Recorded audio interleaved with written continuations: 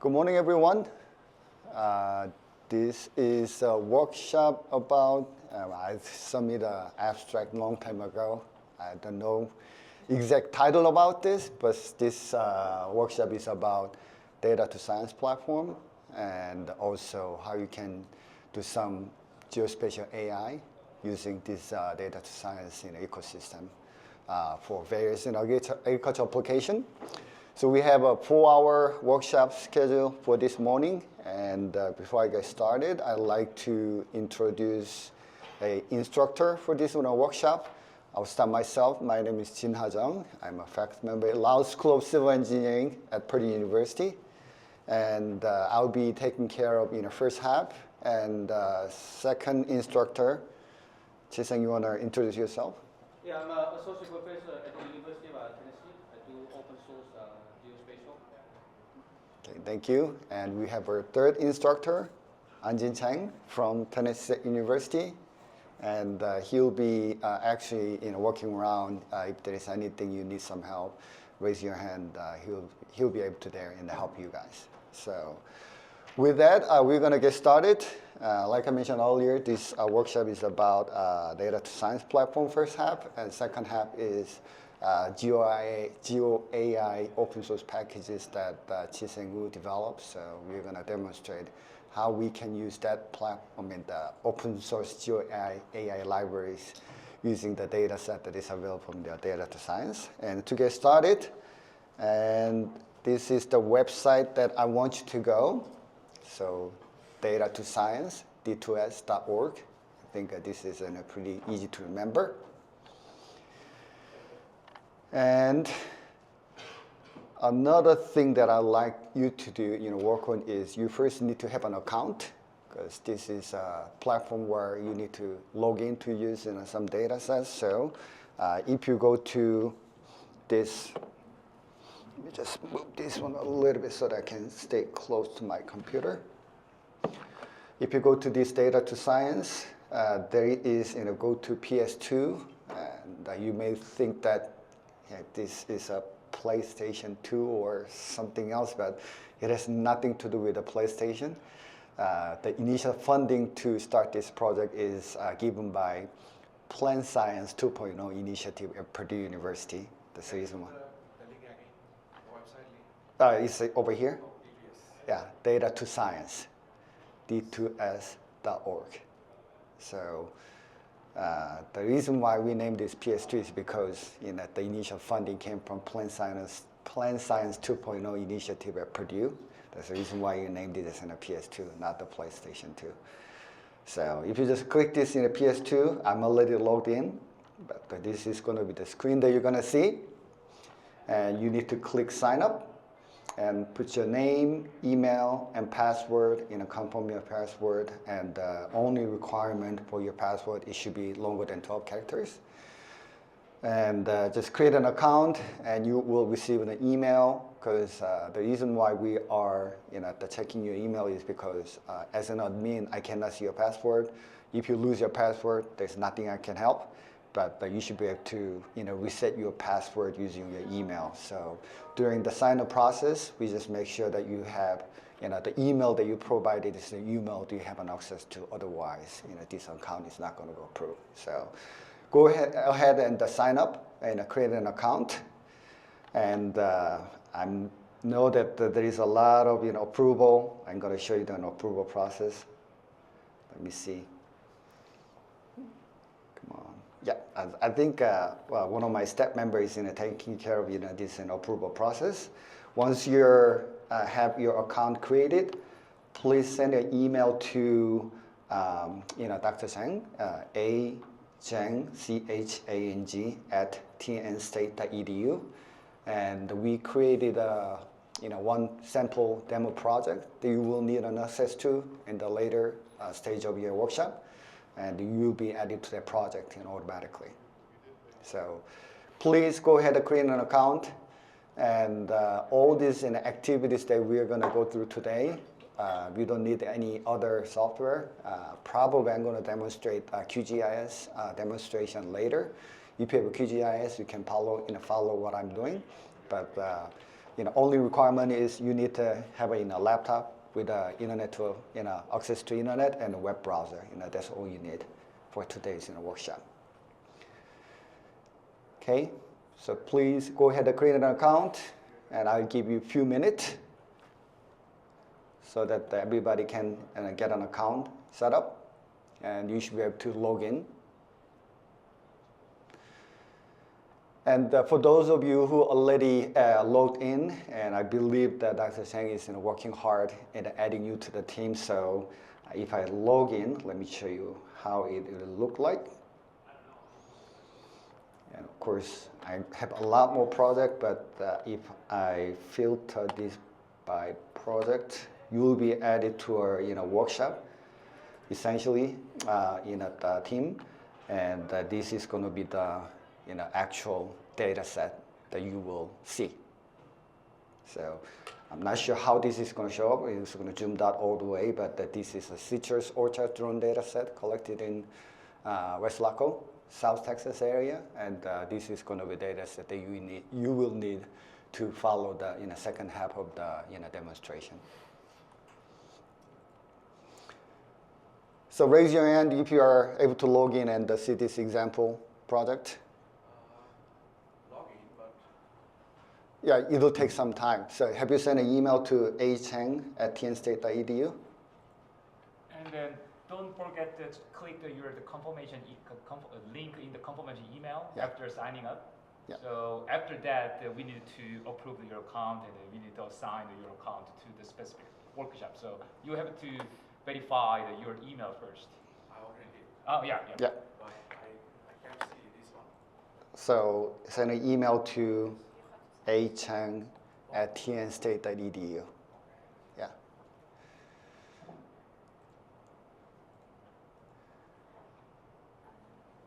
By any chance, I was wondering, is it possible to record? I am recording right now. Yeah. Yeah. Thank you so much. So you can see that 360 camera over here. I'm recording not only myself, you guys all recorded. So Okay. I'm not I gonna. was wondering your screen. I was Yeah, I'm also recording my screen as well. So after this workshop, Thank you. this will be posted on our YouTube channel, so that you guys will have an access to. Thank you.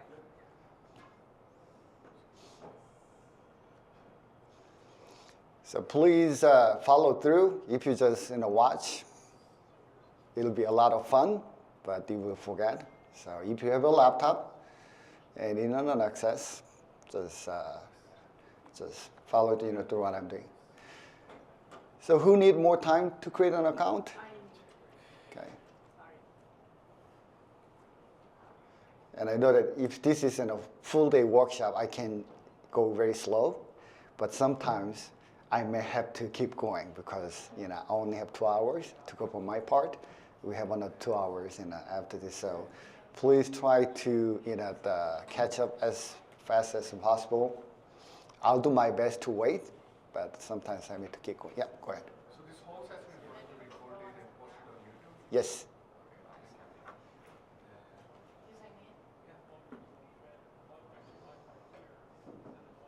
And you may wonder what is the benefit of you being here. I could have just watched this on YouTube a few weeks later, but there are so many instruction videos on YouTube, and you will never find time to actually watch it. So one benefit of being here is having actual interaction with the instructor real time.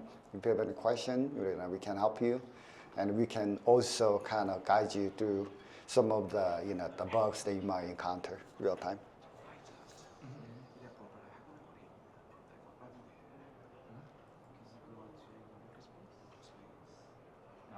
Yeah. Okay, let's keep going. So before we get started, let me ask you a question. How many of you have collected drone data for agricultural application? Raise your hand if you have collected any form of drone data. Okay, so we have about 7, 8 people. Good. You may not have collected any drone data. How many of you actually processed the drone data? You're not the one who collected the data, but processed it, or less than that. How many of you actually used the drone data for your research? I think a little bit more. And there's a quite good number of people who has no experience with the drone data at all, okay? Interesting. I hope that this is going to be an entry point for you so that you can get into this drone or UAV, UAS technology for various applications. Because I'm hoping that this data to science platform is going to be providing you a ecosystem where you can use these kind of types of data very, very easily. Another question, how many of you are programmer? Almost same number as drone pilot. How many of you use Python as a main program language? Okay, pretty good. Okay, if you're a Python programmer, you will love this second half of the session. I wish I can do more Python programming in my part, but my role in this workshop is setting the ground, foundation, so that second part of the presentation is going to be very exciting. So it might be a little bit boring, but stay with me. I'll do my best to make this entertaining as soon as possible. So how many of you still need time to create an account? Everybody has an account on this PS2 instance? Who is Danny? Okay. Do you have access? I'm still seeing no project. No project? Okay. I think he'll figure it out. You don't need that data set as of right now, but you will need that data set for the second part of the conference. So let me just come back here. I'm going to go to this D2S.org. This is our main data to science website. And we have many sub module under this D2S ecosystem. And this PS2, Plant Science 2.0 initiative is one example. We also have many other instances deployed. For example, Dr. Jung, he's in Tennessee State University, TSU. So we have a TSU that D2S.org. We also have another instances created for the USDA project. So this is an open source project where we can deploy multiple instances, but we are going to be mainly dealing with this in a PS2 instance as of now. And as I go through this first half of this presentation, I'm going to introducing many other sub-modules that we have under this ecosystem. But first, what I want to do is come back to this D2S.org website, and you're going to see couple of options available over here. Workshop. This is going to be the place where workshop recording will be made available. As you can see, we have other previous recorded workshop is available over here.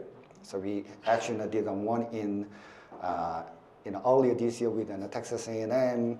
This is a workshop that we did at the International Phenotyping Plant Society, or IPPN. And international version of NAPPN at the meeting we gave a workshop over there. We also had other workshop with the AgBio, the plant phenotyping group, and also had some collaboration with the other open source project to see how we can utilize this ecosystem, working with the other open source libraries and etc. That's in a workshop page, so we only see 5 over here, but if you go to workshop, there is actually many more. You can see all this available over here. Second page is in a documentation. If you go there, this is an official documentation page. We haven't updated this documentation pages in quite a while because this is an open source project. Plus, we are actually updating features pretty much every week. It is very challenging task to make sure your documentation is up to date. But this is a pretty good place for you to get started to know the basics. So it has about, for example, what is in a D2S team. I'm here just myself, presenting, but there are many other, people working on this in a project. For example, Ben Hancock, he's a main developer for this project. And Jinha Jung, she's also a postdoc working in my group, supporting this in a project. Benny Goller. He's actually Purdue IT staff members. And Cheryl, she's also faculty in School of Art in the UI UX design team. And actually now she was a former graduate student working on this project doing a UX design. And Diane and Louis is in another team contributing, developing some field data collection module for this data science ecosystem as well. But as you can see over here, there are many members working on this project. So these are the team. And getting started, and you can see this download sample data. And this is the data set that I'm going to use in the first half to do hands-on the training. So please go ahead, download this data. So I'm going to click this field boundary file. So I'm going to click and download. So let me just create a new folder, a Canvas 2025 workshop. And I'm going to download this in a project_boundary.zip file there. And you need to download the sample data. So I'm going to click this link and download it over there. Let me see. It is about 200 megabytes. And even though this is Wi-Fi with many people on it, it's going pretty fast. So hopefully this is going to be going faster as well. But if you need additional multitemporal, this data set is on a single flight. And we also have multitemporal data set available. So if you want to play with a more flight, this is another link that you can download. I'm going to just get this one started. And this one is a little bit bigger, about 300 megabytes. So I'm going to let this download going. You're not going to need this right away. But please go ahead to this documentation website and download the field boundary file and sample data and multitemporal sample data to your computer. Everything good so far? And I'm assuming that this field boundary has been already downloaded because this is not a big one. So what I'm going to do is I'm going to go ahead and use this sample data and show you the process how to create a project on data science ecosystem. And I know there are a couple of help needed going on, so I'll give a little bit of time. And what I'm going to do is let's go to this PS2 instance over here. And this is probably what you're going to see once you log in. You only have one project. Now, what we are going to do right now is we are going to create your own project, okay? So the place where we are in, at the top, we have data science and icon. This is going to be the the kind of menu where you just click to come back to the point that you are. Homepage is at the screen that you're looking at. Workspace is when you need to work on any project-related stuff. That's the place that you need to go. My teams, this is in a place where you need to create a teams, and you have multiple people added to your team so that you can assign certain project to certain team members so that multiple people can have access to the project at the same time. And contact us. If you select this, then you can send us a message. If you find any bug or if you have any feature request, just click this and contact us. Bug report, feature request, general feedback, and other. Just you already have your contact information because already you're logged in. Put a subject line and content and send, and we'll receive an email, and we usually kind of return back to you promptly. So like I mentioned earlier, the place that we need to go is, since we need to create a new project, I'm going to go to the workspace. Go over here. I have a lot more projects, but you're going to see only one, right? That's fine. Now we are going to create a new project. So click Create. This will open up another pop-up window. And for you to create a project, you need to give a title, description, and you also need to set the boundary of your project. The reason why we are setting the boundary of your project is whenever you open up the project, we like to zoom into that area directly. So we should know what is the boundary your project is covering. So that is the main idea. So in order for you to define your project boundary, if you know the area, for example, we are in Salt Lake. Where is it? Denver, Salt Lake City over here. I'm going to zoom into this area. Let me try to find some agricultural look like in the area.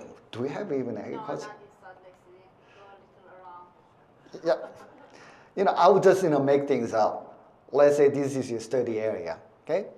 Then there is a polygon icon on the top left. You're gonna just click and simply clicking through to define, hey, this is my area, and if you like to close it, just click the first point that you started, and this will set the boundary.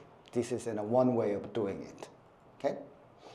In a lot of cases, you're working already on a project, you already have your field boundary as some form of vector file on your computer. That vector file can be in the form of shapefile, or it can be in GeoJSON.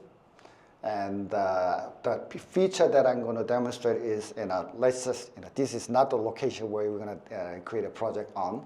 So let me just click outside of the pop-up window so we can exit out. And let's click Create. And at the bottom of the map, it has a button that says Upload Field Boundary. You can upload your field boundary as either GeoJSON or JSON file or shapefile. As you know, it has a multiple file associated with it, even though shapefile is only one. So you have to compress everything into a single GIF file, and you can upload this in a single GIF file to this window. So we downloaded a project boundary.gif file from this website. So that's going to be the one that we're going to using. So let's click Upload Field Boundary. Then drag and drop that field boundary file here, or I can click Browse File. Then I can go to the directory where I downloaded the file. You see that project boundary.gif file. We downloaded. And simply click Open. So I'm going to not click Open yet. I know that some of you are trying to catch up to this point. Once you click Open, they said, hey, this file has been identified. Then you have to click Upload One File. Once you click this, then this will zoom into the area where already predefined where the boundary is going to be about. And as you zoom out, as you may think, this is the Purdue area. And this is actually a field where one of the Purdue agriculture farm in the center is located. This is data set collected over a soybean field. And we actually collected a much larger area, but if I just give you all the data, it'll take hours for you to download, so I have to subset very significantly. So everybody's good up to so far? Define the field boundary. This is when you have a file. If you don't have a file, a lot of cases, you guys working in the field so much, and by looking at the map, you already know which corner to click. So you can directly, using this polygon icon over here, define the menu here, and just set it up that way. And next up that we need to do is we need to set the title and description. So title, I'll leave it up to you, and I'm going to just set that Canvas 2025. I'm going to put my name so that I would know this is some test project that I created for this workshop. I'm going to put some description. This is a test project created for Canvas 2025 workshop.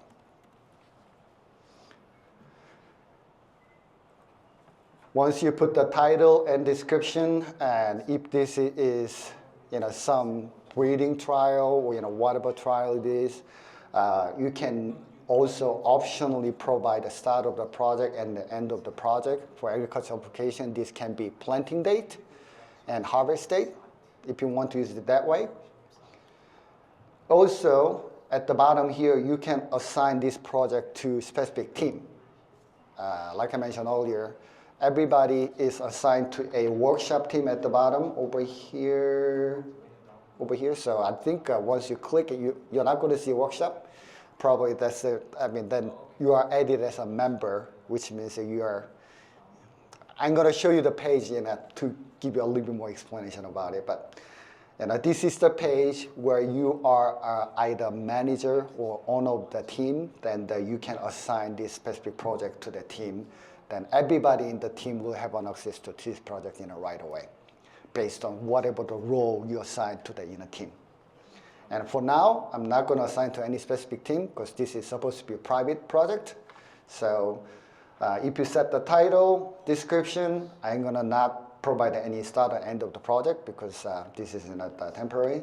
And I'm going to just click create.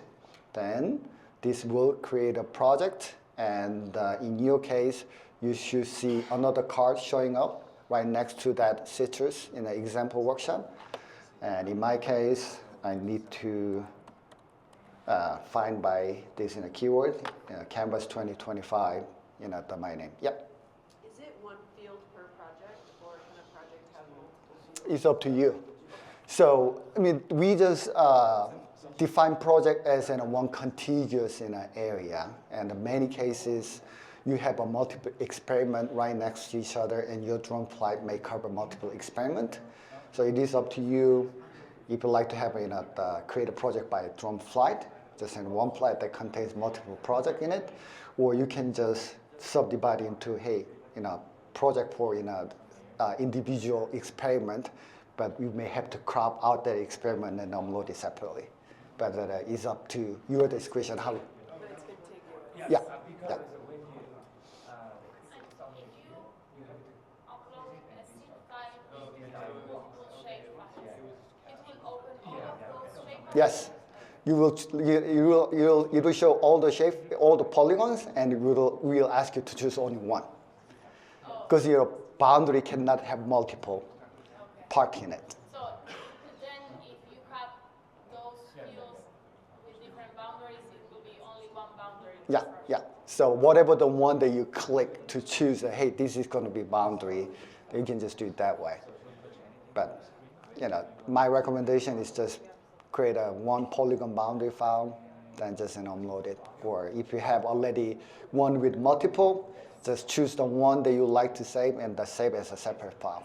Then just upload that one directly. Okay? Okay, so I hope that this download has been finished by now. If you go to the Canvas workshop, in my case, I have a sample data for uploading, which is about 200 megabytes. We have an additional sample data, which is about 350 megabytes. My download is done, so what I'm going to do is I'm going to uncompress it. In Mac, I just double-click, they will just uncompress to current folder over there. If you go to the sample data for uploading over here, you see that we have a digital surface model derived from RGB. We have ortho mosaic images derived from multispectral. We have ortho mosaic images derived from RGB sensor, and we also have point cloud data collected from the LiDAR sensor. So we have these 4 example files. Okay? And if you go back to your documentation page, we also have some metadata about flight configuration. So looking back, this sample data that we are looking at, this is collected in 2022, July 25th. And you need to find corresponding information here. So July 25th, 22nd, we have an RGB sensor flown at 40 meter, 85. Platform is Matrix 300. Sensor was in a pin 1, which is in a full frame, 45 megapixel and a sensor on it. And data product we got is an Ortho and DSM. LiDAR is flown at 40 meter, 70% side overlap, because LiDAR is not a photogrammetric system. We only have an overlap on the side, because this is an active sensor. This one is flown in M300 with a DJI L2 sensor on it as a point cloud. Multispectral is flown at 40 meter, 85 forward and side overlap. This is a Phantom 4 multispectral data that we got. So these are corresponding this 4 data product that we got. And we're going to upload this data product to the project that we just created. So let's go back to this, the project page where you have newly created project. Once you click this card, then you are going into your project. And as you can see, there's a title. It tells you, who created this project, created by me. In your case, it should be your name displaying over here. And this is the project description they typed in. And start of the project, end of the project, you see that in NA because we didn't set it. If for some reason to change it, you just click this in a pencil button. Then you can just set the date in this way. In this case, I'm not going to do it. Same thing over here. You can assign this project to a specific team by clicking pencil button. Then you just have this menu activated.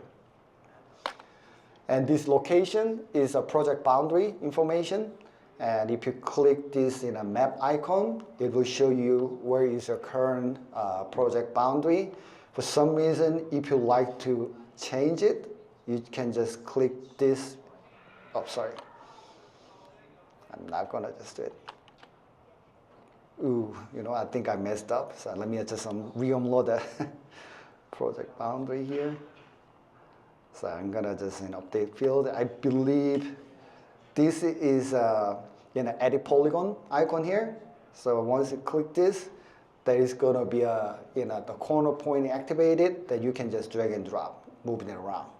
Okay.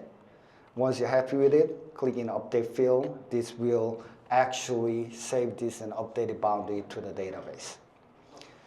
And last one here is to download the project boundary to your computer for some reason.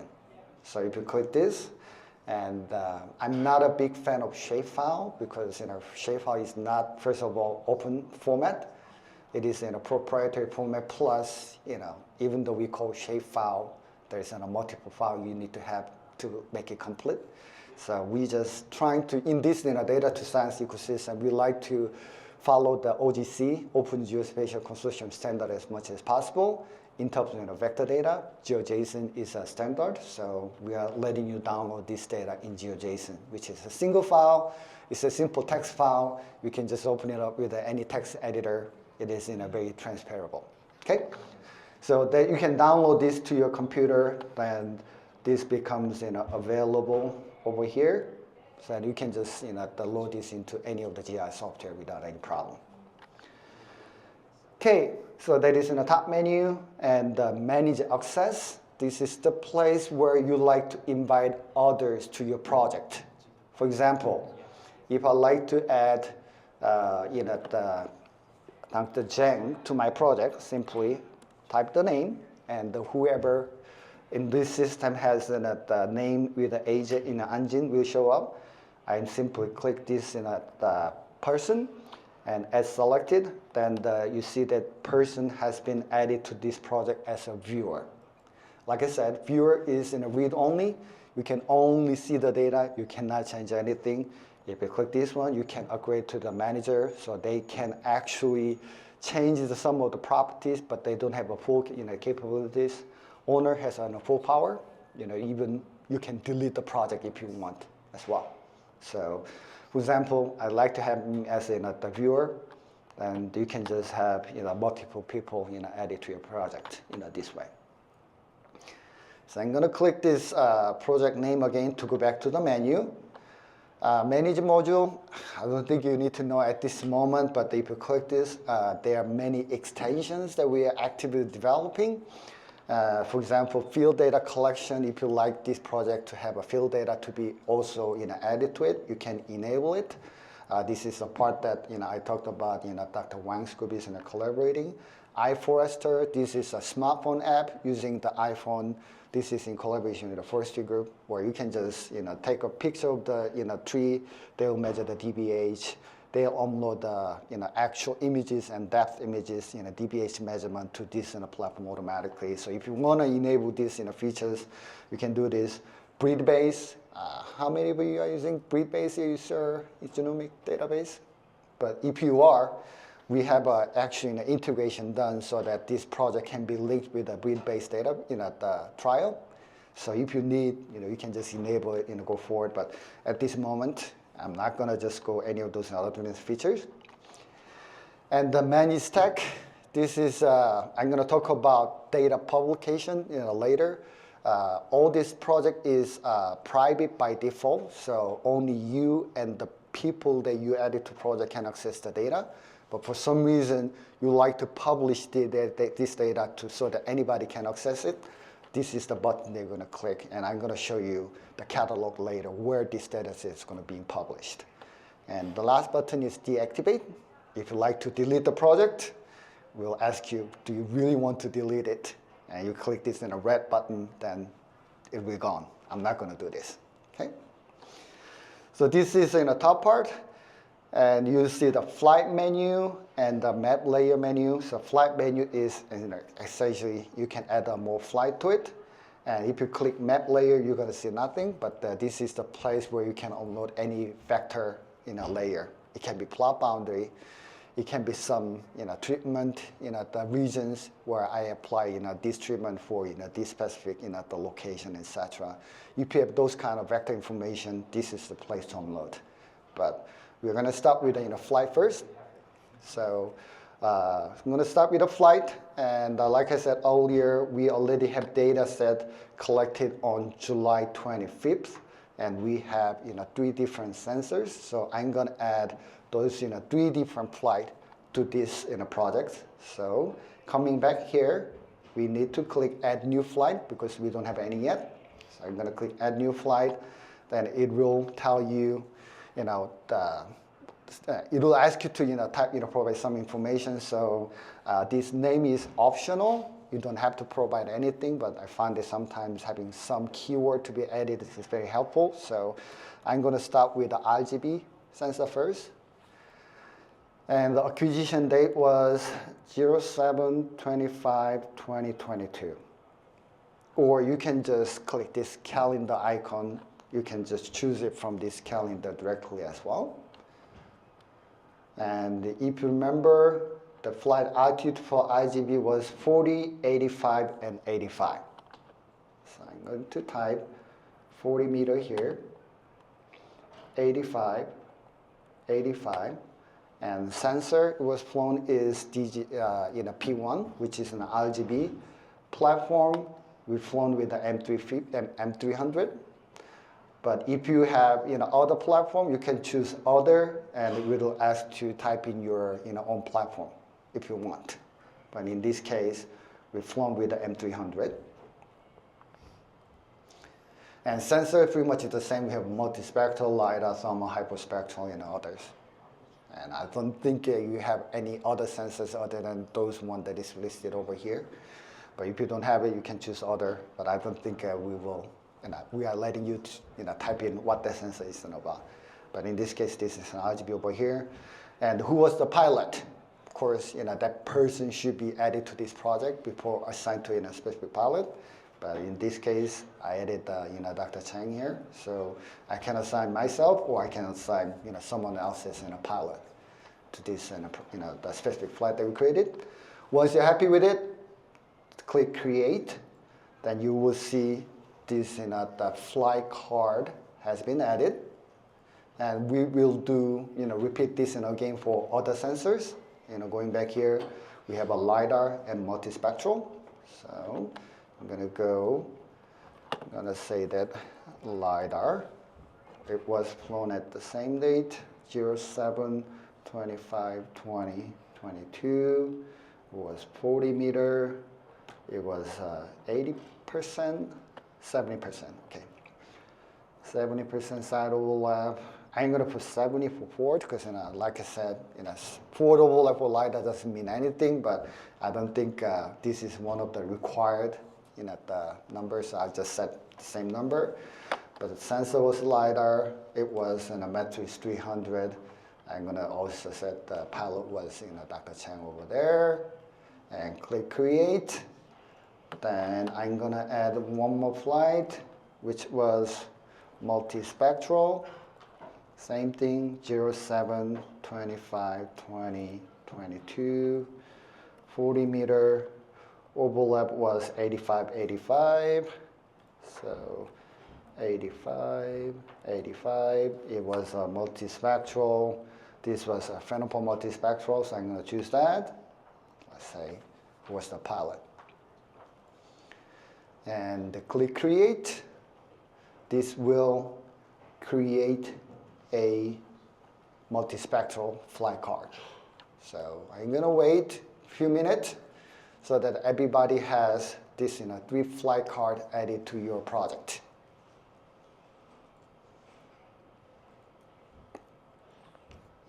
And those 3 flight card information is available from this one. So far, so good. I don't think there is any rocket science, any partial derivatives, or differential equation solver hasn't come out yet. Okay, once you have this, then let's upload the data to specific flight. So let me start with this in RGB. Whenever you have a data product, you see number 0. That means that we create a flight, but we don't have any data product uploaded here yet. So whenever we have more product, this number will go up, and the actual thumbnail of the data product you uploaded will become available in this thumbnail part.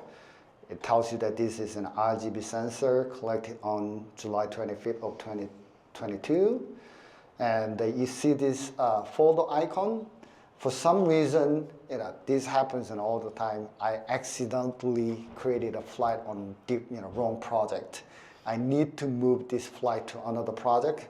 This folder icon is for. If you click this, it'll tell you which project that you want to move to. For example, if I have PPAC, if I choose one of these 2 and I click move, then this specific file will be moved to the another project. So this is the move feature. This trash icon is very intuitive. I don't need to explain what it is. So you click this, you'll see the red button. Red button means that you need to be careful, because once you delete it, it'll be gone. Okay. And at the bottom, we have manage data and edit flight. If you click edit flight, all the information that you already provided is come back, and you can change into whatever information that you need. I'm not going to do this. Cancel. And manage data is the section where you can actually start to upload the data product to it. So I'm going to click manage data.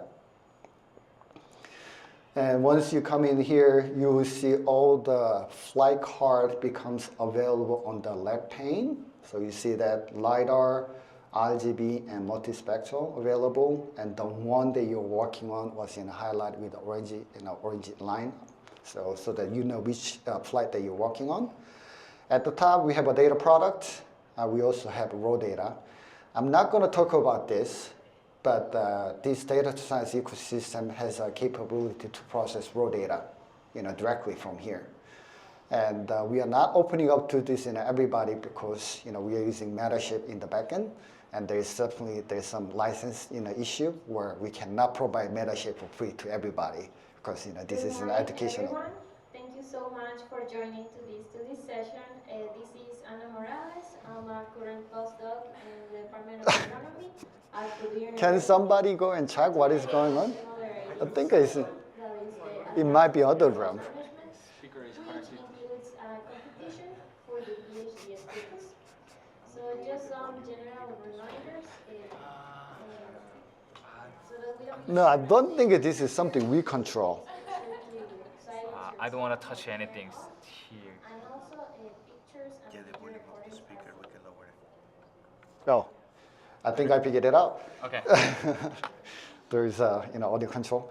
So raw data, I can demonstrate this later. The way how it works is that we have a GPU cluster at Purdue Data Center, and whenever we upload the raw data, click process, and this data set will be processed in GPU cluster. We have a 5-node GPU, which is pretty powerful. So some of the data project, it takes tens of hours. We can process in hours, or even less than an hour a lot of times. So I will just let you know that kind of features is available, but not open to everybody. If some of you are interested in these features, please reach out to me later. I don't think I can give you the meta shape, the raw data processing features, but we also have an open drone map backend to the raw data processing. So that kind of features can be, opened up for you if you are interested in. So please reach out to me, later. So we are not going to do raw data in this, workshop. We're going to go to the data product. So this is the place where you actually collect the drone data. You process it using whatever the computing resources you are available. And if you have done any drone data processing from the drone data, you can generate mainly 3 different data products. First one, Ortho Mosaic. Second is digital surface model or digital elevation model. Third one is a point cloud. So this platform do support all those 3. So let's say you're working on RGB, and I'd like to upload the data product associated with it. So at the bottom, it says upload the data product. So I'm going to click this. At the top, you can choose different data type. DEM is a digital elevation model generated from the drone data. Panoramic, this is, if you're a drone pilot, you guys can actually take panoramic images. And if you have that one, you don't know that one, you can just do it as well. I will show some of the example later. This is very cool. Point cloud is a point cloud that I mentioned earlier. Ortho is an ortho mentioned earlier. 3D Gaussian splat, this is something new we added very recently.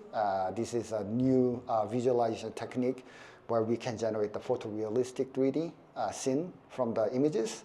So if you can just have any 3D Gaussian splat data, you can upload over here. I will show some of the example later. And somehow you calculated some vegetation indices out of Ortho Mosaic images. It is not available over here. You can click other. You can say the NDVI, EXG, very savvy, whatever that you have. Click this, and you can upload it over here.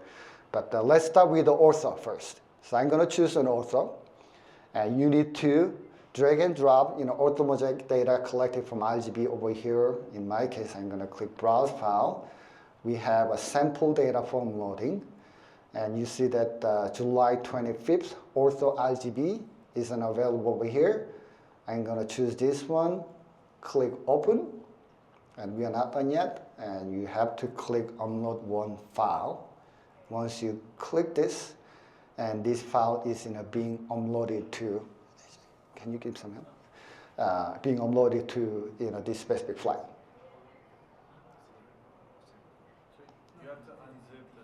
Oh yeah, you have to unzip it. Unzip it first. So when you're done, you click done over here. Then you see that there's in a slight moment there is some the progress bar that is happening.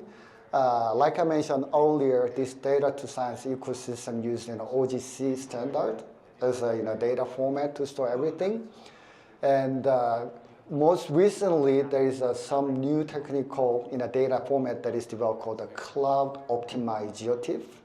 Have you heard about this COG before? Nobody heard about it? Let me make an analogy. Not so long ago, if you want to watch a movie at home, how do you do it? You go to the Blockbuster, the store. You're going to check out the VHS tape, bring this tape to your home, plug into your video player, you're going to watch it that way.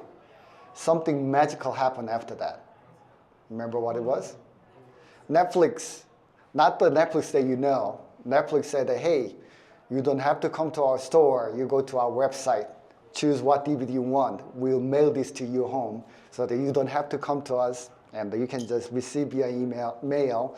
You can just still put this media into the DVD player and watch a movie.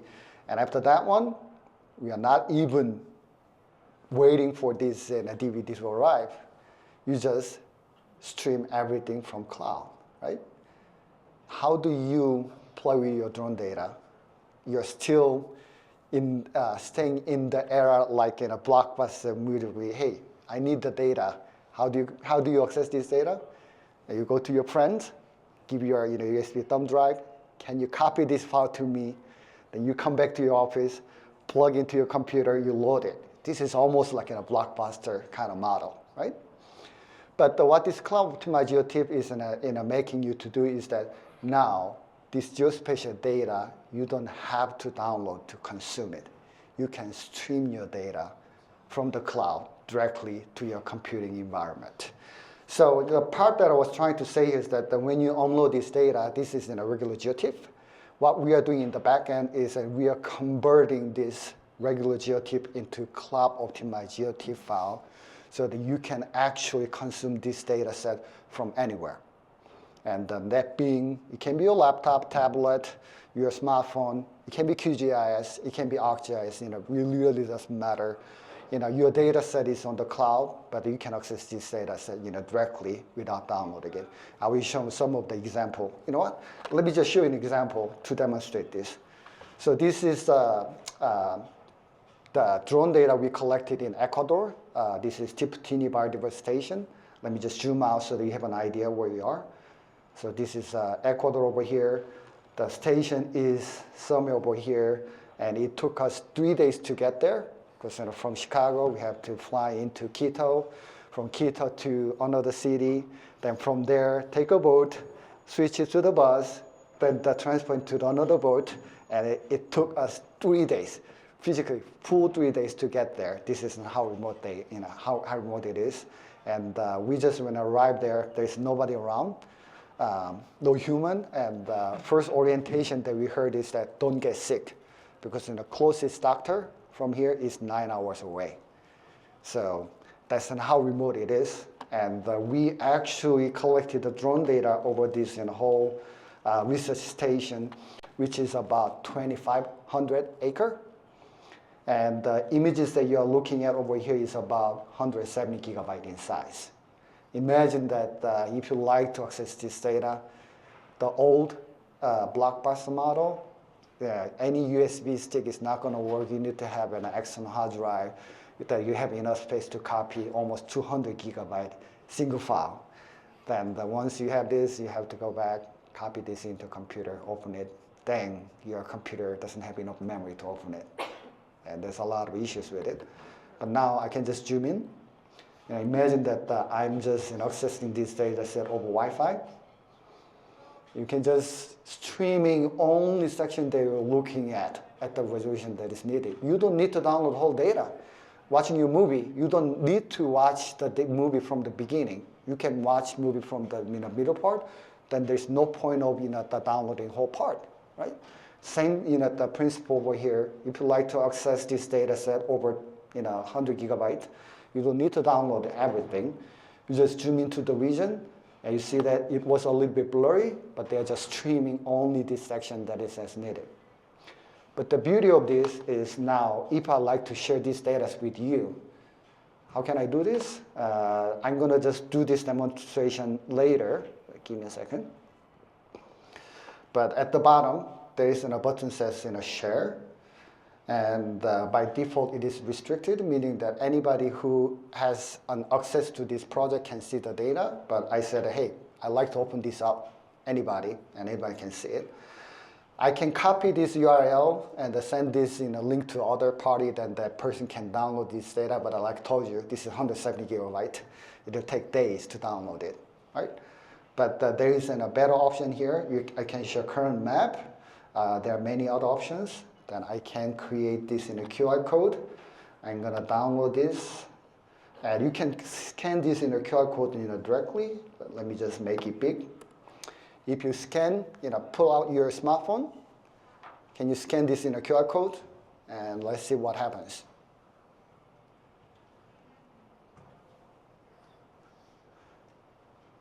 What do you see? Exactly the same data set. And this is not a static images. This is interactive. You can using your finger to zoom in whichever section you are interested in, and you can just see this data set right away. And the beauty of this is that not only I can just do this, if you have your own drone data, you can do exactly the same thing that I'm doing using your data set. Sharing this data set with your other colleague becomes very, very easy. So does it kind of show up on your smartphone pretty good? I just kind of brought you to one of the most remote area in the world using simple QR code here. Let me just show even one a little bit more interesting data. I know that this 3D visualization on smartphone is not the greatest, but to give you an idea that this is also possible, let me just go to the LiDAR data set we collected. And I'm going to generate the QR code. And I'm going to also save this as a LiDAR. Come back. And I will let you scan this QR code. And this is a 3D point cloud data collected from drone LiDAR over this in a whole 2,500 acre. And if I come back, and this is what you're going to see. And since I'm on a laptop with a better GPU, so I'm going to increase the point cloud. So I can just rotate around 3D like this. I can also zoom in. And you see that they are actually getting better and better resolution because we are streaming as well. Let me just zoom in further. I can just turn this around. And you can see all those branching structure to be shown over here. And turn this around, you can see those the buildings under the canopy can be seen in 3D. And this is now you don't need to have any specialized software. I can just send this data set in the form of a QR code. Okay? Okay, let's come back to what we've been working on. I just want to kind of quickly demonstrate what is possible. Canvas. So we just did this, upload this Ortho, and let me just keep uploading this. This data set RGB has also DEM as well. So I'm going to choose DEM and DSM RGB. I'm going to choose this one, open, and click upload. And this is smaller, so it becomes available right away. And next thing, we need to upload the LiDAR. Come back here, LiDAR has a point cloud. So I'm going to come back, click LiDAR. Make sure you have a data product activated. And I'm going to click upload data product. Since this is in a point cloud, I'm going to choose point cloud, click browse file. We have a point cloud from LiDAR available, so I'm going to upload this. And we are also uploading this, and at the same time, any regular point cloud data will be converted into cloud optimized point cloud data format, COPC. So this one, you will see that this, the green bar kind of spinning at the bottom. It means that we are actually doing the conversion. After this, we're going to also see some thumbnail being generated. Let's go to the multispectral and upload the data product. And this is an ortho mosaic from the multispectral. So click browse file, ortho multispectral, click open, upload file. Then we have all this data set uploaded from the single date. So everybody's following okay so far? Okay. And if you want, like I said earlier, we have additional sample data. You have a June 4th, June 23rd. We have all this information available in the documentation site. So you can create more. I'm not going to just do a lot, but let me just add one more RGB flag from June 4th so that I can demonstrate some of the kind of side-by-side features. So I'm going to come back to this project. I'm going to create a new flight. And this is going to be RGB. And it is June 4th. So June 4th, 2022. And this is a 40, 85, 85 again. 40, 85, 85. RGB, matrix 300. I'm going to assign AJ as a pilot. Coming back to this in RGB, upload the data product. Also, I'm going to do it relatively quickly because you guys seen this earlier. So we have also RGB uploaded there.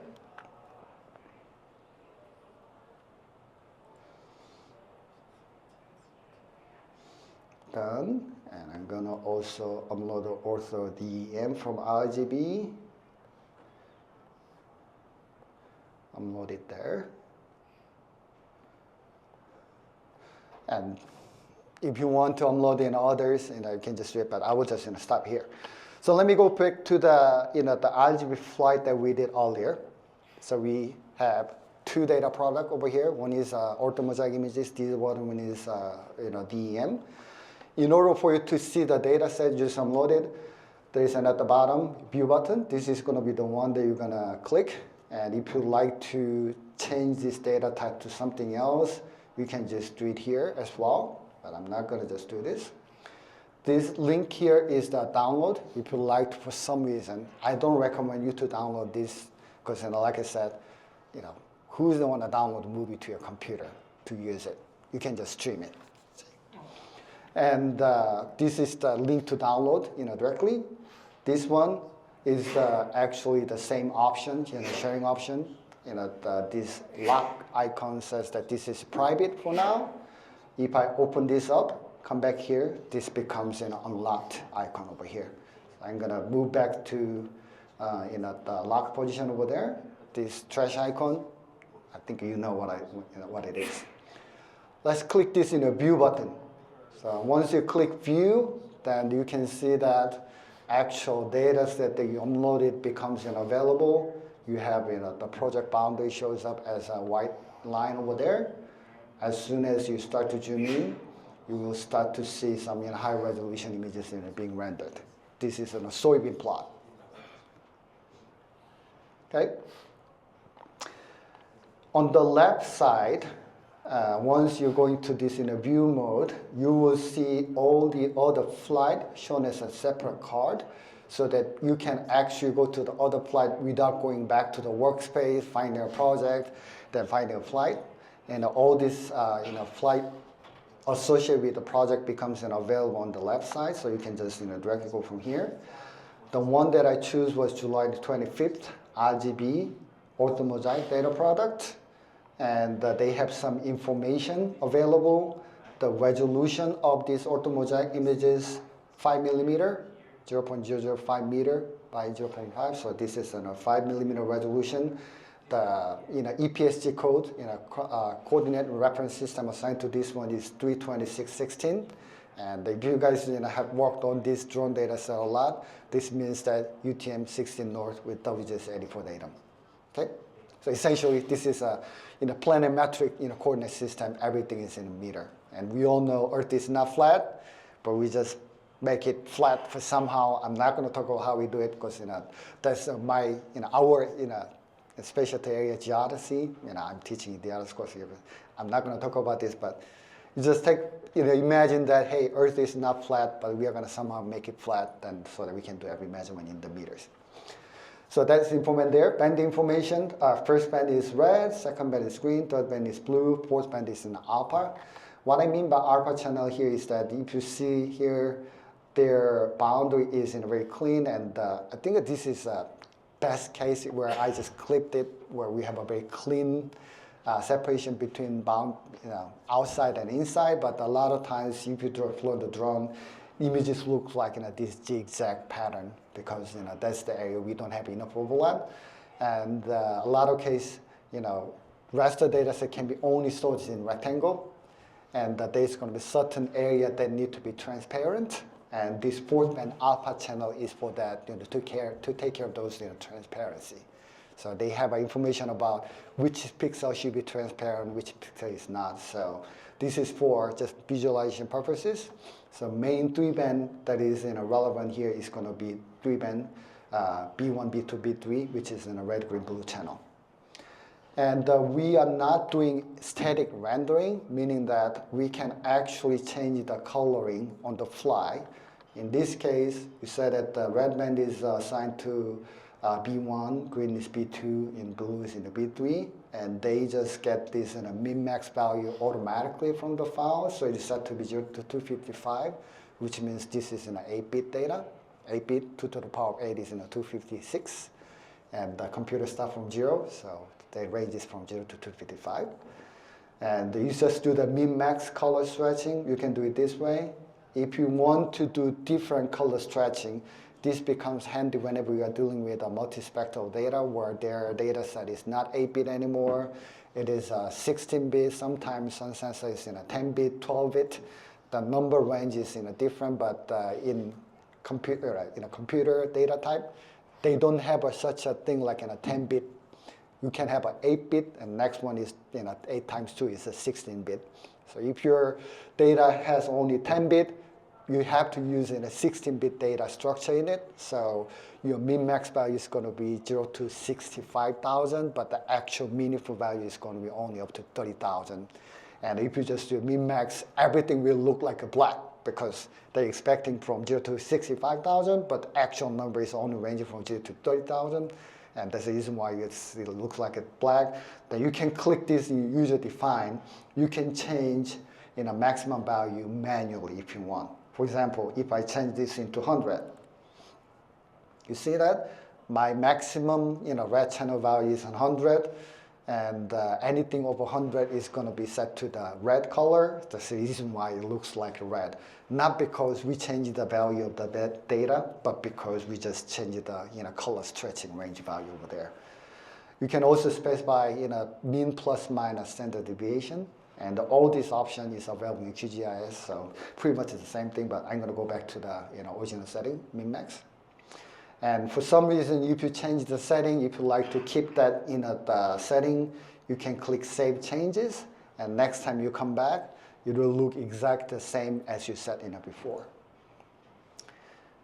And you can also change the opacity of the layer. So if you just go all the way to 0, you're going to see the base map layer. You just increase it. You're going to see what you see over there. At the bottom, share button is already something I explained, so I'm not going to go through. By default, everything is restricted, but you can open it to anyone. Once you do it, then you can actually copy this URL, send this link to your colleague. Then the other colleague click the link, then they can open up the data without downloading it. Or you can generate the QR code. You can include this as a part of your presentation. Then everybody in your audience can actually open up this data on their phone or tablet as needed. But I'm going to put this back into restricted. Okay, so this is Ortho Mosaic from RGB. And if you scroll down, we have a DEM. And you see that the resolution is 1 centimeter. And this is usually how most of the structure from motion software takes, process the data. You generate the DEM at double the resolution of Ortho Mosaic. And the reason why they need the DEM is because they need to, some of the technical jargon is that they need to rectify your images. Your original images is not the ortho projection. You just have a center hole, and only that location looking 90 degrees down. If you're going to the side, you're not looking 90 degrees down, you're looking from the side, right? So what this rectification process is doing is that, hey, I like every pixel to be like looking 90 degrees down, no matter where you are. And in order for doing this mathematically, we need to know what is elevation of surface. That's the reason why we need to write this in a DEM. And usually DEM is not sensitive as smaller features, and most of the structural motion software, they generate the DEM as a double the resolution of Ortho Mosaic images they would like to generate. So if you look at this, and also this is 5 mil, and this DSM is 1 centimeter, which is exactly the double. But if you click this, they will show you this data. And another thing that I like to mention here is that this DEM is a single band images. It only has one number associated with it, which is an elevation of a pixel.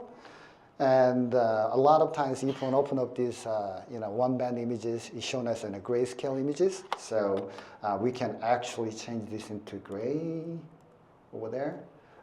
This is how it's going to look like in most cases, right?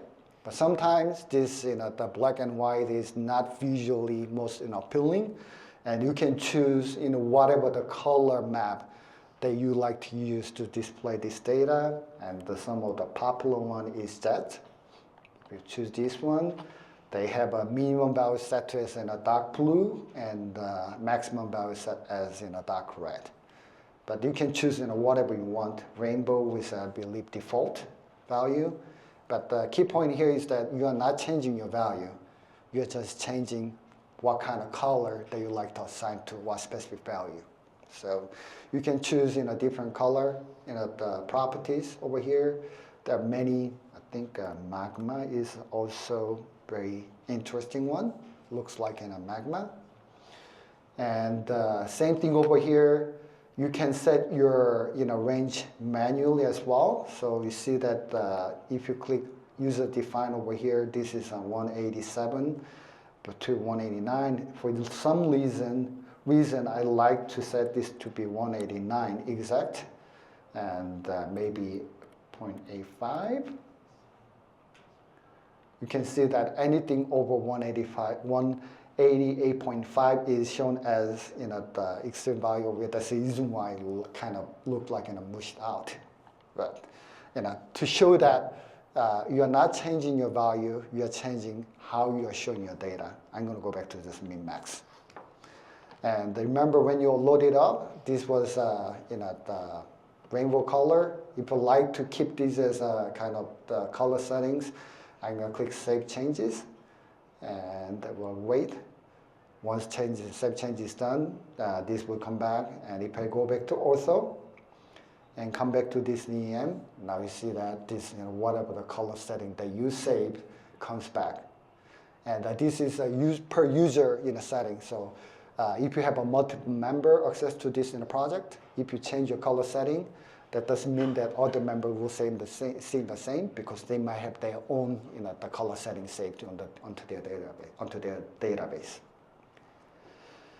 Okay, so this is an RGB, and let's go to LiDAR point cloud. If I open up, we only uploaded one data product, which is in a point cloud. If I click this point cloud, and you will see pretty much the same thing that you saw. Let me just zoom out. You can just right click and move your mouse around to see that, to rotate. Left click is in a pen, and using your mouse to zoom in and out. So you can actually see this 3D point cloud available in the browser.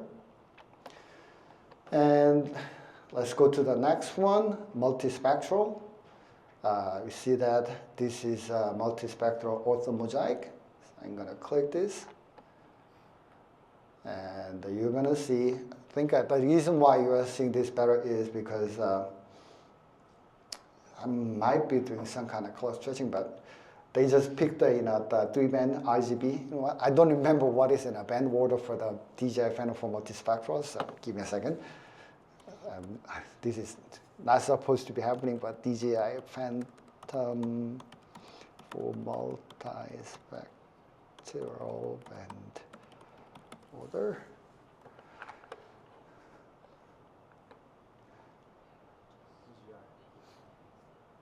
So basically it says that first band is blue, second is green, third is red, fourth is in red edge and then the infrared. But if you come back, you see that first band is gray, second is undefined, probably that's the reason why they're not assigned correctly. So let me show you how you can fix it. So let's go back to workspace, because this is going to be important where we are later calculating different vegetation indices, because you need to know which band is red, which band is near infrared, because based on this, you're going to calculate the other vegetation indices. So I'm going to go to Canvas. I'm going to choose, I think this is the one that you see, multispectral, manage data. There is a button at the bottom that says Toolbox. So I'm going to click this. Then you see that each band description is available over here based on my search. First band should be blue. So I'm going to say this is blue. This is green, red. And the next one is red edge and the infrared. So it's red edge and IR. So I'm just specifying. And last one, like I said earlier, always is alpha channel. Once you're done with this, save description. that will save things into the database. So first, I know I'm going to pause a little bit. First band is blue, second is green, third is red, fourth is in a red edge, fifth is in a near infrared, sixth is in aqua channel. Okay, once you set this in correctly, now coming back, click view. Then now you see that band description information has been updated accordingly. Then now you know that band 3 should be red, band 1 should be blue. So with this, now you see that this looks more like in a natural color images that you are familiar with, right? I think I'm gonna just save changes. Oh yeah, I think that they are being updated right now. So, and you guys, if you guys are familiar with what is that? Force color composite with a multispectral. The way how it works is you like to assign red band as a near infrared, in this case band 5. Green band 2 as a green, so green is going to be red, which is in this case 3, and the blue band as a green, in this case going to be 2. So if you just do this, and you will see this very familiar the near infrared color composite image shows up. Essentially anything that is plant shows up as in a very red color over here. And if you like to save this as kind of default view, I can click Save Changes.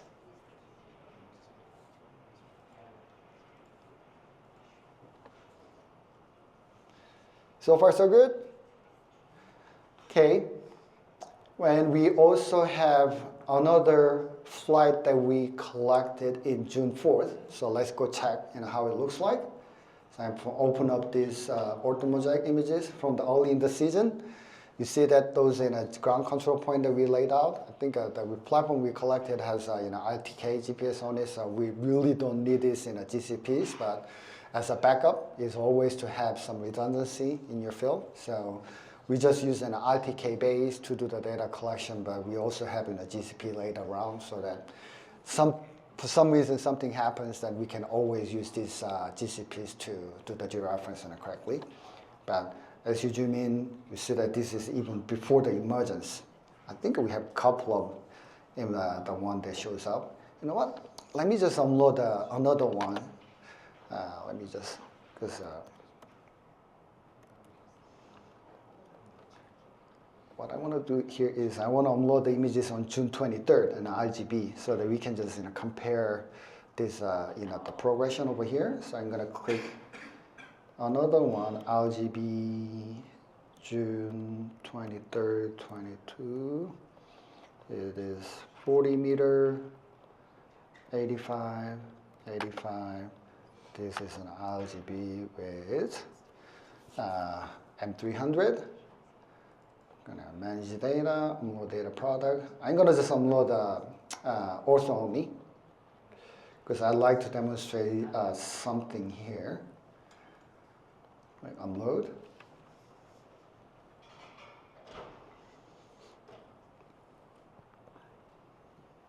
Click done. And while they are working on it, click view. Then now you can see that, hey, early part of growth over here. At the top, you see this single kind of map icon. This is to see only one data product at a time. Right next to it, it looks like a scale. What we mean is that you can put side by side and so they can compare. So if you click this, now we will switch into a visualization mode where you can choose a date. So for example, I'm going to choose June 23rd, Ortho on the left. Then I'm going to choose later in the season, Ortho on the right. Now, once you just start to zoom in, you can just move it around to see that how this field is changing over time. And at the bottom, it says a split screen. So basically, we are splitting the screen in the middle where these two maps are overlaid exactly on top of each other. If you want to do side by side, now you are looking at the same section side by side. So this is not a division line anymore. Whatever the region that you're looking at, you have exactly the same location over there. So let me go to the corner where you have GCPs over here. It shows up on this corner. Another GCP shows up on this corner as well. So you can just do split screen or side by side. And if I want, I'm going to put this RGB on the right. I can put Ortho mosaic from Multispectral on the other side. That now you can see, this is how it looks like in natural color. This is how it looks like in, considering the near infrared band on the right.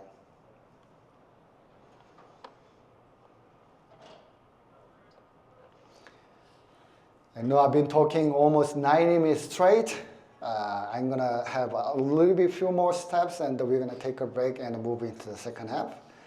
The feature that I like to show you here is that if you like to do some phenotypic value calculation, so if you're going to this one here, let me start with the RGB, manage data. And all this data product has a toolbox at the bottom.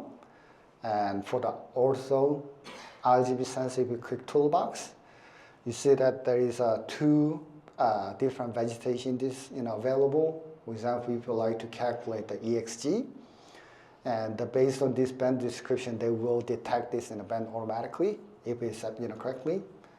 Then if you like to calculate the EXG from this RGB Ortho, what you need to do is just check this box, click Start, then you will soon see a EXG data product becomes available. They're actually doing a calculation on the server side.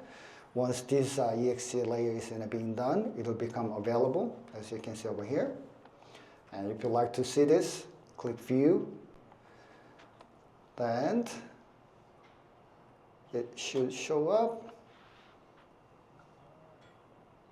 Let me see, DM is there. Yeah, it will start to show up. And this is the one, that EXG can be between -2 and +2.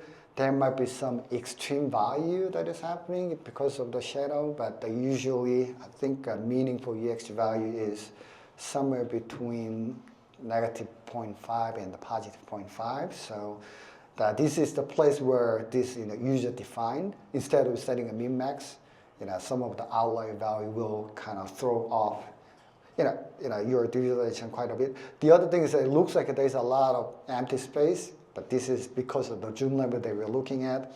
As soon as I start to zoom in, you'll see that kind of empty box disappear. So you see that some of those extreme low value over here, they might be causing that big blob of the blue box shows up in the zoomed out level. And I'm not going to worry about this part here, but I can just set this as user defined. I'm going to say that, hey, I'm only interested in a value between 0 and 0.5, for example. Then this is how it's going to look like. And if I start to zoom in, you'll start to see more kind of, leaf structure shows up a little bit better. But if for some reason, if you like this, click Save Changes. Then going back to workspace, and let me just look up that additional stuff, canvas.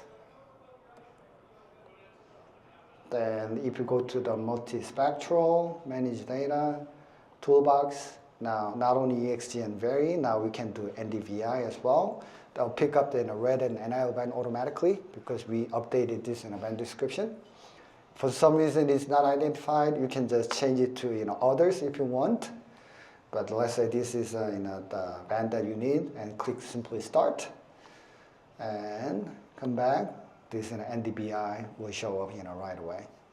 Then click view, pretty much the same thing as before. Now you have NDBI, you can change min max value to be whatever the value you want, and change it to different color map, for example that, and click save, and you can just use whatever you want. But if I want to get NDRE, So NDRE, we don't have it, but let me show you how you can do it, because there are so many vegetation indices out there. We cannot have them all. Even though you have them all, your definition might be different, so the equation might not be exactly the same. So what we are doing here is we can actually, I told you earlier, everything is in a cloud optimized. All the data set is accessible from anywhere. And that the one good way of accessing this data set is in the QGIS. I'm not sure if you guys are using it, but let me go back to this first website that I was showing you earlier, Data to Science. There is a QGIS plugin that you can install where you can access all the Data to Science data set inside the QGIS. I think I clicked it. So this is the Data to Science browser become available. So let me open up a QGIS on my computer.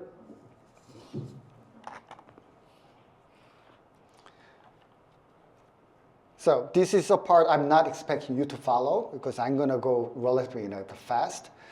But I'm also recording this, and this will become available later, so you can just follow through while you're watching video. But go to plugin, then if you search for Data to Science, you're going to see this in a D2S browser become available. Click install, install for you. Once you have that one installed, there is in a D2S browser. Click this, and you need to type in what is the D2S instance URL. In our case, and everything is on PS2, which is already pre-populated. And type in your ID and password. Give me a second.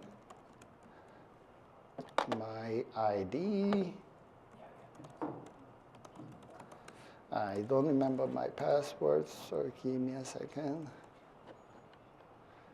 I'm going to copy my password, paste it here, and click login. Now you're logged into Data to Science system using the API. Now you have access to all the projects you have. Remember the one that I created was 2020-25. Wow, what did I name to? Canvas 2025. Okay, so I'm going to go back. Need to choose Canvas 2025 over here. So once I choose this, you see all the flight becomes unavailable. Let's say I like to load June 23rd Ortho to my QGIS. I chose this and add select to the map. Now it becomes unavailable right away. You haven't downloaded any data. Now this is the same as your file in local. And from here, you can go to Raster, where it's in a band math. We can just QGIS to whatever the band math you would like to do. Just calculate this in a band ratio and save it to a local computer, then push back to your the D2S platform. So this is one way of doing it. So basically, once you have all your data in Data to Science, you can erase the data that is in your laptop. It's your call. I mean, we have a pretty redundant data storage. This is a server that is hosted out of Purdue Data Center, which has an array configuration. So even though some hardware fail, we still have a way to recover this data. There's in the first layer of the security there. We have a separate tape backup. It is not backing up every day, every hour, but we have a monthly backup happening. So we have some kind of way to recover the data if something happens. But that is some kind of what should I say? The redundancy this system provide. But if you like to be 100% sure, you just upload it over here, but you want to have another backup copy just in case something might happen. We are also in communication in working with the AWS Open Data Program, and we are in negotiation right now, so I cannot announce anything, but we are potentially securing up to petabyte of data storage on AWS as well. Okay, so this is the same thing here. You can just pretty much access and everything. Let me show you an example here. If you like to load that 107 gigabyte in Ortho mosaic file that I showed you earlier, and you know this is a Tiptini one. Where is it? Tiptini biodiversity station. And I know this is a multispectral entire region. Okay. Yeah, this one here. I click Ortho. I told you that this is about 107 gigabyte. I selected the map and close it out. You see that streaming is happening right now. And if you're loading 170 gigabyte from your local drive, I think this one is going to take probably this much long, but you'll soon see that this becomes unavailable. You see, 170 gigabyte over Wi-Fi. Of course, we are not downloading all. If I just zoom into this small section over here, you see that pixelated. They're streaming only this section at the resolution that's needed. And if you're actually doing any calculation on this file, you ended up downloading everything. So don't try to run any geoprocessing that is few gigabyte. For that kind of cases, running your analysis after downloading make more sense, but I will show you even better way of doing it. But I think I kind of demonstrated this enough, so I'm not going to keep doing it. I told you that there are many other sub-modules available in this data science ecosystem. So if I go back to D2S.org, QGIS plugin that I talked about, we also do have a Python module. If you're a Python programmer, you can access everything from the data science is available inside the Python. Simply, you need to do D2Spy, pip install D2Spy, and it becomes available. And I believe that the second part of the presentation where Chi-Sung is going to be leading, where you guys are actually using these features. Inside the Jupyter Notebook, you will use some of the data product in data science doing some AI. That's the segmentation work that we've been working on. So if you can just install these packages in your local computer, you can access it directly from here. We also have a Jupyter Lab instance running at Purdue Data Center. So for certain group of members on this ecosystem, we give you an account to have this and access to this Jupyter Lab server. And the good thing about this one is that this Jupyter Lab server is running right next to the actual data storage. So data transfer is extremely fast. It's 10 gigabit network. So loading 170 gigabyte is going to be even faster than your SSD. So if you have any big data processing need, if you know how to do Python programming, this is one of the examples that was shown earlier, how to doing plot bound delineation and doing journal statistics and pushing this information back to the T3 database. We had a full day workshop yesterday, and this is an example in a Jupyter Notebook that we went through yesterday. And it kind of gives you an idea that, hey, gives you a lot of flexibility. Once your data is in this ecosystem, you can run your data analysis on your laptop using D2Spy. We can run this on this the lab.d2s.org, and you can run this analysis on Google Colab, because wherever you can run your Python program, this becomes available right away. Last piece that I'm going to talk about is a STAC. STAC stands for Spatial Temporal Archive Catalog. This is a catalog where we are not storing any data, we are only storing metadata. What I mean by metadata is what is the information about that data. So for example, I told you about, let's say, going back to this project here, Canvas. Canvas over here. I'm going to choose this project. And for some reason, I like to publish this data so that anybody can use it. Then there is a manage STAC, the button available over here. You can click this. Then on the server side, they're going to be collecting all the metadata about the project, flight, data product. They're working on it in the back end. And check in 15 seconds, then this metadata will be shown to you. As you can see over here, we have all the information. Who do you want to be the contact person on this publication? So I'm going to say that, hey, Jinha Jung, I'm gonna put my email. Which license that you like to use for this publication? These are the pretty much the common the open source license available out there. Choose one you want. If you have any DOI number from your publication, you can paste it there. What kind of citation you like to others to use if that person used your data set to the publication.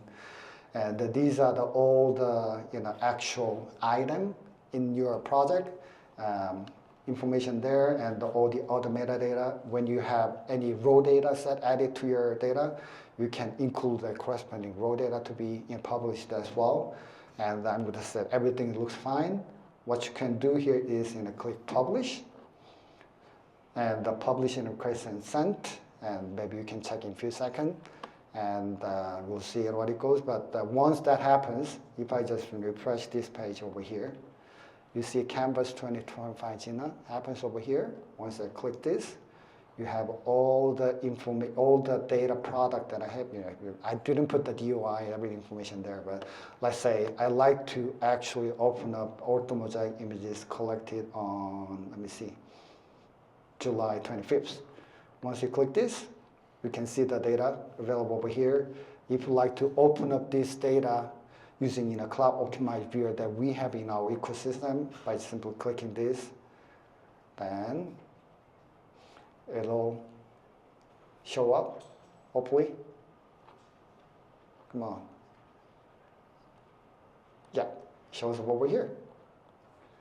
And we can publish our data, and so the others can use it. And imagine that this can be done in much larger scale. I'm part of the WeCat project, where all the nationwide the public breeding program is participating. And if I just do filter by my team and WeCat over here, and these are all the UAB trial happening nationwide, and if you are part of this team, you have access to all this drone data from this data to science. You don't have to download the data anymore. You can write your program to collect the data set you need inside your Jupyter notebook. All this field layout information is available in the BreedBase. So like I mentioned earlier, let me show you an example of, let me see, 2025 recap projects. So this is the sample data set that we worked on yesterday. I will come back to you. Let me just finish up this.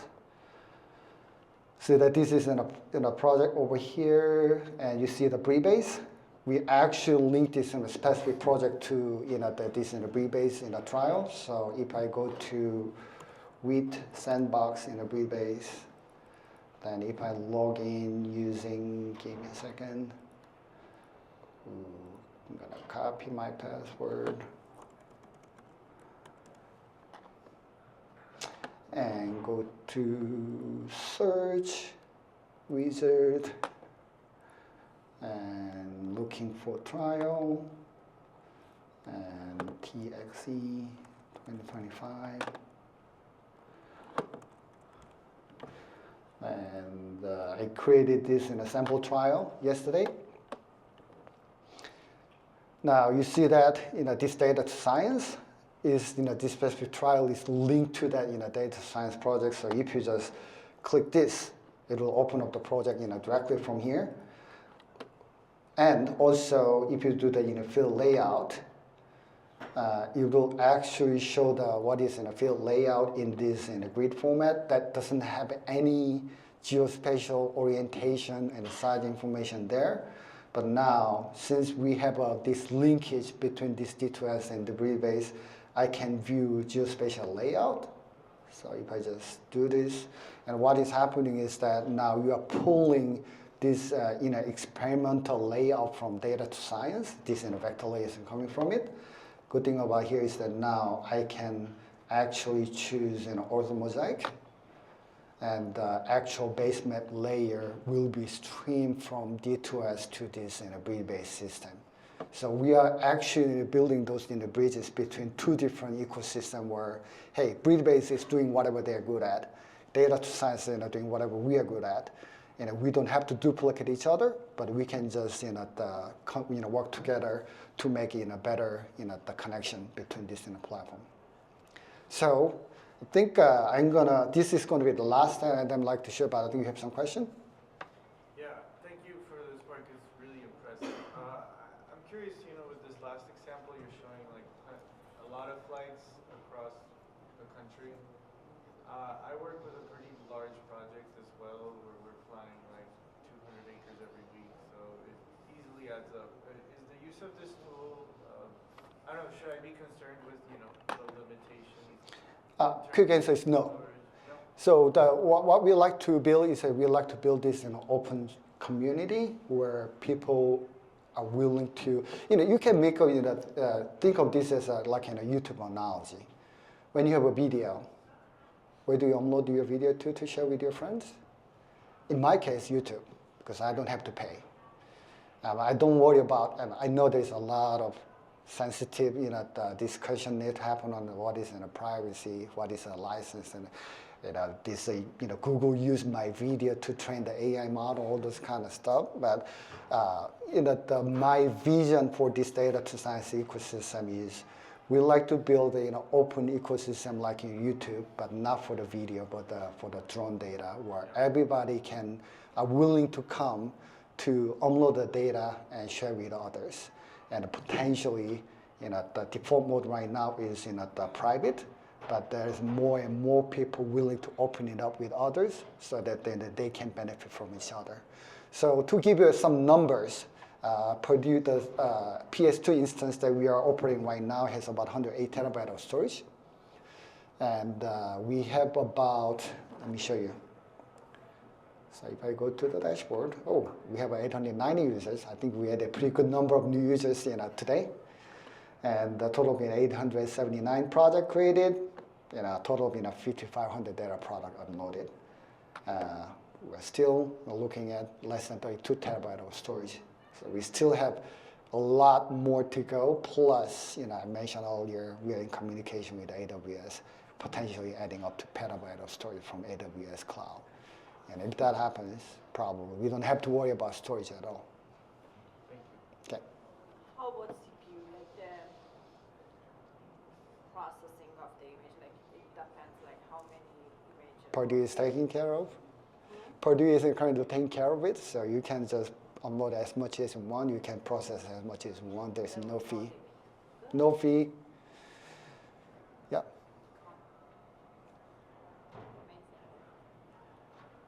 Any other questions?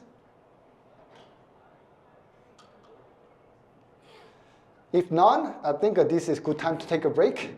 And we will come back at 10 o'clock. And I promise you, like I told you, I'm doing boring part of the work to set the ground. You're going to have a lot of the very interesting, wow, we can do this kind of cool stuff with this Python program is going to happen in the second half. So please come back by 10 o'clock and we will start the second half of the presentation. Thank you.